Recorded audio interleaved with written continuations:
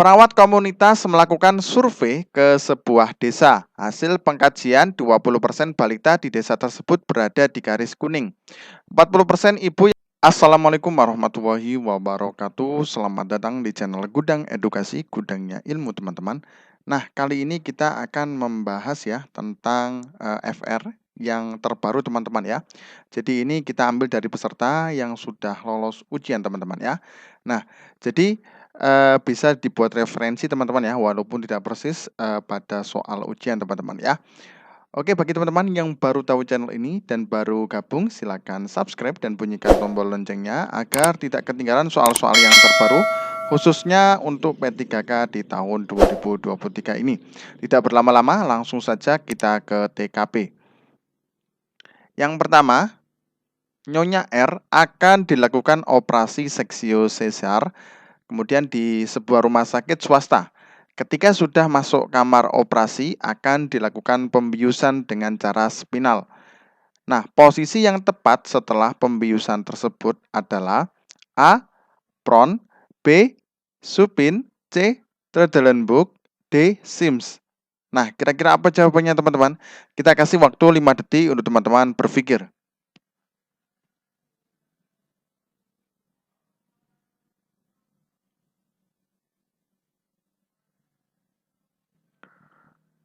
Oke, jawabannya adalah apa teman-teman? Jawabannya adalah B ya, yaitu adalah supin teman-teman ya. Nah, jadi supin adalah berbaring dengan kepala dan bahu sedikit terangkat menggunakan bantal. Nah, contoh setelah jalani anestesi spinal atau operasi tulang belakang teman-teman ya. Jadi supin ya, kalau prone ini berarti apa? Tengkurap ya teman-teman ya. Tengkurap. Nah, kemudian terdelembuk ini berarti posisi berbaring, terlentang cuman kepalanya rendah ya ketimbang kaki ya. Kemudian Sims ini berarti setengah tertelungkup ya, miring ya. Nah, oke ya. Jelas ya, teman-teman ya. Oke, lanjut ke soal berikutnya.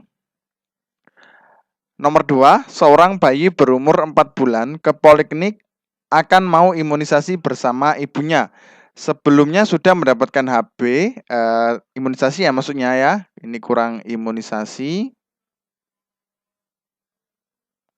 Imunisasi HB, BCG, DBT, HIP 1 dan 2, polio 2 dan 3. Maka akan diberikan imunisasi apa sesuai dengan umur pasien tersebut?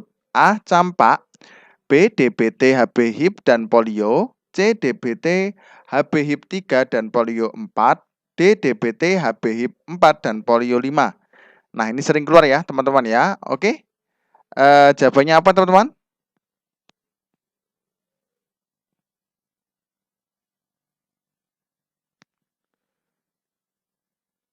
Oke, jawabannya adalah C ya, yaitu adalah DBT, HB, HIP 3, dan polio 4. Nah, ini ada keterangannya teman-teman ya. Nah, di sini nomor 2 ya, seorang bayi umur 4 bulan ya ke poliklinik akan mau mengimunisasi bersama ibunya. Nah, sudah mendapatkan HB ya, 0 ya, kemudian BCG, kemudian DBT. Nah, ini kuncinya teman-teman ya, HIP 1 dan 2 ya. Nah, berarti kan di sini ya.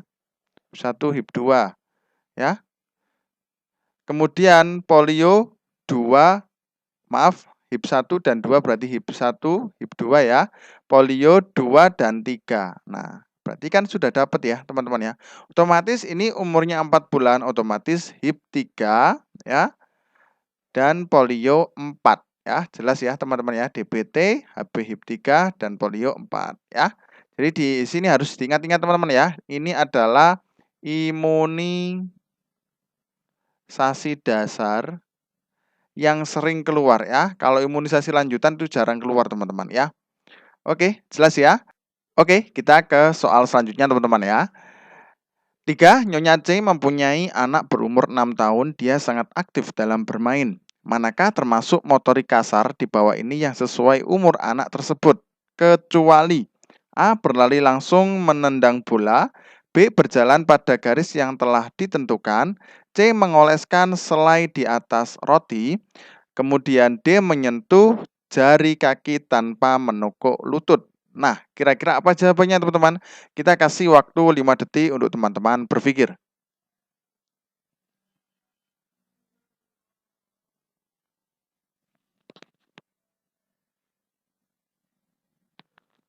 Oke, jawabannya adalah C ya, mengoleskan selai di atas roti. Nah, di sini ada keterangannya teman-teman ya. Jadi di sini pada soalnya yaitu adalah Nyonya C mempunyai ya anak berumur 6 tahun. Jadi ini kuncinya ya, dia sangat aktif dalam bermain. Kemudian manakah termasuk motorik kasar? Nah, ini juga ada yang keluar ya teman-teman ya, motorik kasar, motorik halus ya.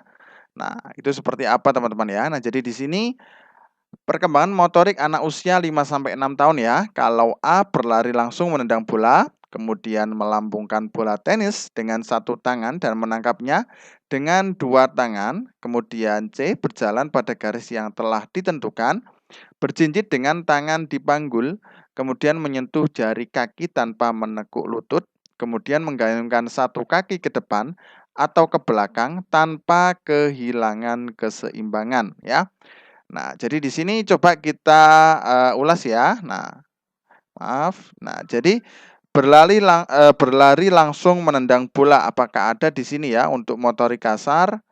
Berlari langsung menendang bola. Ada ya, teman-teman ya di sini ya. Nah, ini ya. Kemudian berjalan pada garis yang telah ditentukan. Nah, ini juga ada ya. Nah, kemudian yang D menyentuh jari kaki tanpa menekuk lutut. Nah, menyentuh jari kaki tanpa menekuk lutut. Nah, ini termasuk motorik kasar, teman-teman ya. Kalau mengoleskan selai di atas roti, nah ini ya. Berarti motorik halus, teman-teman ya. Yang pertama ini contohnya, yang lain yaitu adalah mengikat tali sepatu, kemudian memasukkan surat ke dalam amplop, mengoleskan selai di atas roti, membentuk objek dengan tanah liat, mencuci dan mengeringkan muka tanpa membasahi baju, kemudian memasukkan benang ke dalam lubang jarum. Nah, jelas ya teman-teman ya. Oke, berlatih saja teman-teman ya, nanti akan ingat-ingat sendiri, nggak usah dihafalkan. Kalau dihafalkan pasti ketika ujian nantinya malah bingung ya, mungkin karena faktor grogi atau yang lain sebagainya ya. Semakin belajar nantinya akan hafal-hafal sendiri ya. Oke, lanjut ke soal berikutnya. Nyonya R mempunyai anak 3. Yang pertama 6 tahun, kemudian yang kedua 4 tahun, dan yang terakhir 6 bulan. Nyonya R akan mencoba untuk mengukur perkembangan anaknya yang terakhir. Di bawah ini yang termasuk motorik kasar pada anaknya. A. Melakukan gerakan menoleh ke kanan. B. Melakukan gerakan menoleh ke kiri. C. Mampu duduk. D. Mampu merayap. Nah, kira-kira apa jawabannya teman-teman? Kita kasih waktu 5 detik untuk teman-teman berpikir.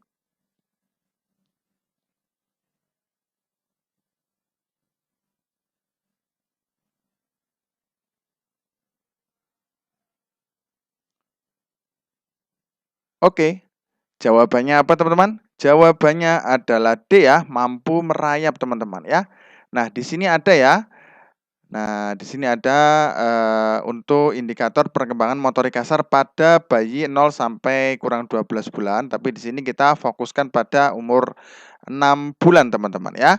Nah, coba kita kaji ke soalnya dulu. Nah, ini ada Nyonya R mempunyai anak 3, yang pertama 6 tahun, kemudian yang kedua 4 tahun ya, dan yang terakhir 6 bulan ya. Nyonya R akan mencoba untuk mengukur perkembangan anaknya yang terakhir. Nah, jadi pertanyaan yang pada soal ujian P3K itu simpel-simpel teman-teman ya, tapi agak membingungkan. Jadi teman-teman juga harus seleksi dan teliti teman-teman ya. Jadi tidak ada yang istilahnya semuanya yang terakhir itu biasanya. Nah, tapi harus teliti teman-teman ya, karena memang itu menjebak kata-katanya ya. Nah, ini Nyonya R akan mencoba untuk mengukur perkembangan anaknya yang terakhir. Nah, ini untuk mengecoh ya. Nah, kemudian di bawah ini yang termasuk motorik kasar pada anaknya, yaitu adalah mampu merayap. Nah, jadi di sini untuk 6 bulan ya, mampu merayap, kemudian mampu merangkak. Nah, ini termasuk pada perkembangan anak usia 6 bulan ya. Dapat menjaga keseimbangan pada 3 titik tumpu yang merupakan tantangan keseimbangan kesiapan duduk ya. 1 lengan 2 tungkai, 2 lengan 1 tungkai teman-teman ya. Nah, jadi jelas ya mampu merayap. Kalau ini biasanya ya, ini umur 0 sampai 3 bulan teman-teman ya. Nah, ini ya, melakukan gerakan menoleh ke kanan, ke kiri ya, kemudian mampu duduk, ini termasuk 6 sampai 9 bulan. Ya, jelas ya? Oke, lanjut ke soal berikutnya. Perawat komunitas melakukan survei ke sebuah desa. Hasil pengkajian 20% balita di desa tersebut berada di garis kuning.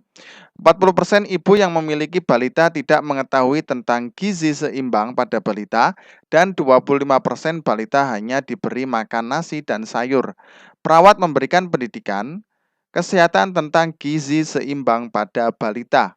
Apakah peran yang dilakukan perawat pada kasus di atas?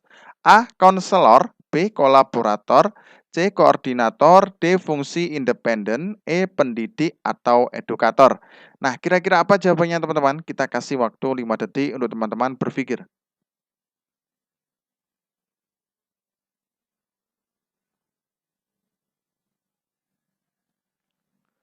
Oke, jawabannya apa teman-teman? Oke, kita bahas ya. Terlebih dahulu, jadi ini perawat komunitas melakukan survei ke sebuah desa. Kemudian hasil pengkajiannya 20% balita di desa tersebut berada di garis kuning. Ya. Kemudian 40% ibu yang memiliki balita tidak mengetahui tentang gizi seimbang pada balita. Nah, jadi ibu ini tidak mengetahui ya tentang gizi seimbang pada balita.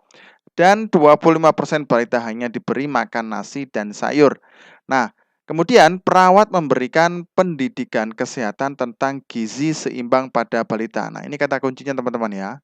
Peran perawatnya ya, perawat memberikan pendidikan kesehatan tentang gizi seimbang pada balita. Nah, apakah peran yang dilakukan perawat pada kasus di atas? Berarti otomatis apa teman-teman? Kalau konselor ini kan konsultasi ya biasanya ya. Konsultasi kepada pasien ya atau masyarakat yang biasanya terkait dengan permasalahan ya. Kalau kolaborator ini berarti kolaborasi dengan nakes lain ya, gizi, dokter ya. Kemudian koordinator. Nah, koordinator ini berarti mengkoordinir pelayanan kesehatan teman-teman ya. Nah, kalau fungsi independen, kalau fungsi independen ini fungsi mandiri ya dari perawat ya, tidak tergantung pada orang lain. Jadi fungsi mandiri ya, tidak tergantung dari orang lain ya. Kalau pendidik, edukator berarti memberikan pendidikan ya. Nah, otomatis jawabannya adalah apa teman-teman? E ya. Nah, ini maaf salah ya. Nah, ini kan memberikan pendidikan kesehatan tentang gizi seimbang pada balita. Otomatis pendidik atau edukator teman-teman ya. Oke, jelas ya. Lanjut ke soal berikutnya. Nomor 6, seorang perawat komunitas merencanakan intervensi kepada keluarga binaan dengan permasalahan diabetes mellitus gestasional. Perawat bekerja sama dengan ahli gizi untuk menentukan menu diet yang sesuai. Apakah peran yang dilakukan perawat pada kasus tersebut? A. Konsultan, B. Kolaborator, C. Koordinator, D. Fungsi independen, E. Pendidik atau edukator. Nah, kira-kira apa jawabannya teman-teman? Kita kasih waktu 5 detik untuk teman-teman berpikir.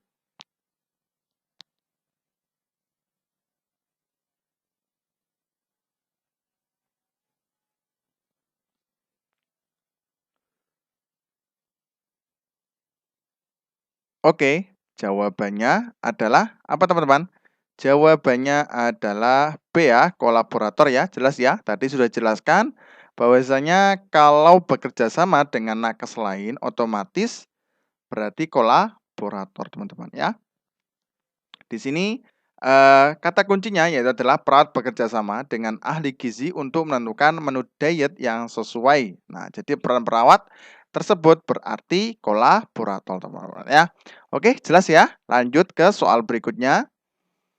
Perawat komunitas mendapatkan laporan bahwa hampir 15% masyarakat di sebuah kelurahan menderita TB paru. Saat perawat melakukan kunjungan pada beberapa keluarga pasien dan mendapatkan bahwa banyak pasien yang putus obat karena tidak ada anggota keluarga yang bisa mengantar pasien ke puskesmas ataupun yang membantu mengambil obat. Apakah masalah keperawatan yang tepat? A. Defisit pengetahuan. B. Defisit kesehatan komunitas. Kemudian C. Manajemen kesehatan tidak efektif. D. Pemeliharaan kesehatan tidak efektif. Nah, kira-kira apa jawabannya teman-teman? Kita kasih waktu 5 detik untuk teman-teman berpikir.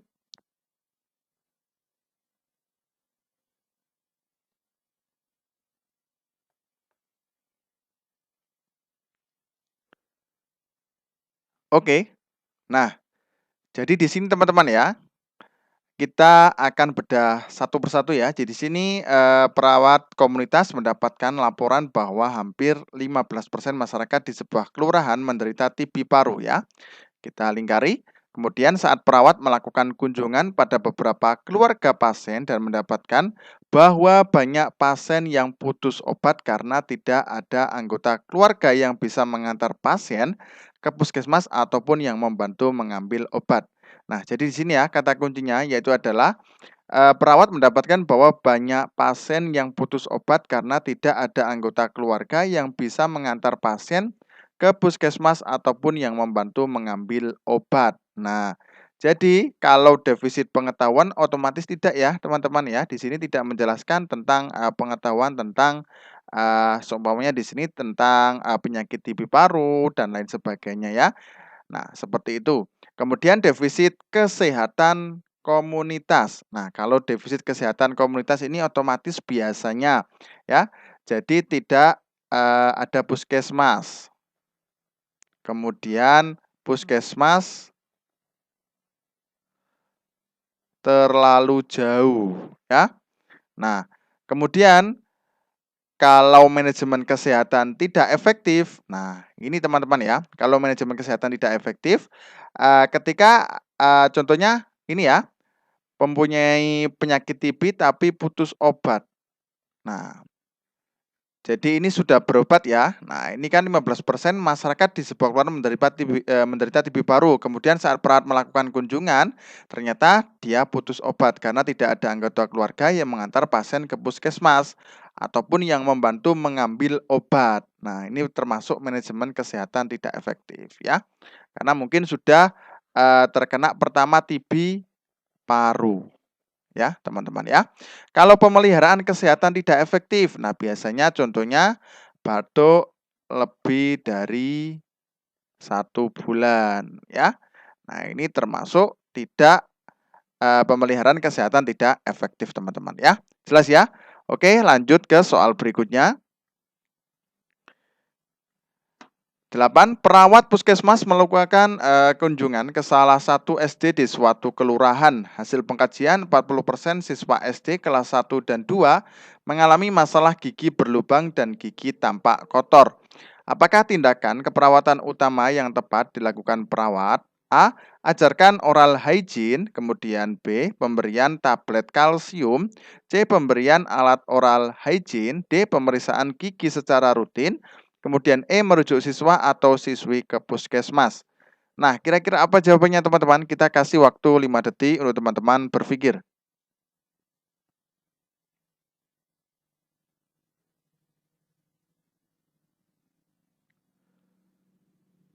Oke, jawabannya apa teman-teman? Jawabannya adalah A ya, yaitu adalah ajarkan oral hygiene ya. Nah, jadi di sini ada perawat puskesmas melakukan kunjungan ke salah satu SD di suatu kelurahan. Nah, kemudian hasil pengkajian 40% siswa SD kelas 1 dan 2 mengalami masalah gigi berlubang dan gigi tampak kotor. Nah, otomatis berarti apa? Tentang kebersihan mulut dan gigi, ya. Nah, makanya tindakan yang tepat apa? Yaitu adalah ajarkan oral hygiene ya. Jadi mengajari tentang sikat gigi dan lain sebagainya ya. Kalau pemberian tablet kalsium ini berarti kuratif ya, pengobatan ya. Nah, kemudian pemberian alat oral hygiene ini juga bisa tapi kurang tepat ya. Yang pertama yaitu adalah mengajarkan oral hygiene dulu ya. Sudah mungkin di rumah sudah diberi penjelasan oleh orang tuanya, namun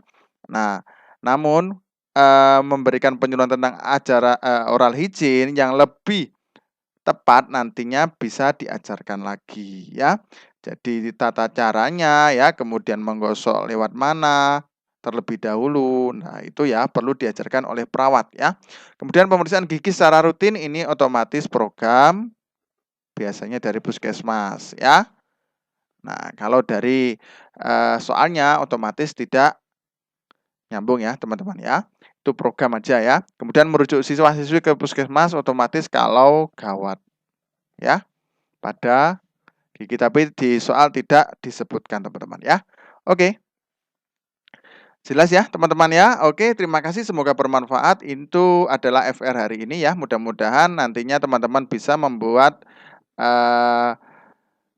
yakin ya kepada teman-teman nantinya agar bisa mengerjakan soal di B3K, dan kami doakan semoga lolos dan mendapatkan nilai yang terbaik. Terima kasih, semoga bermanfaat. Wassalamualaikum warahmatullahi wabarakatuh.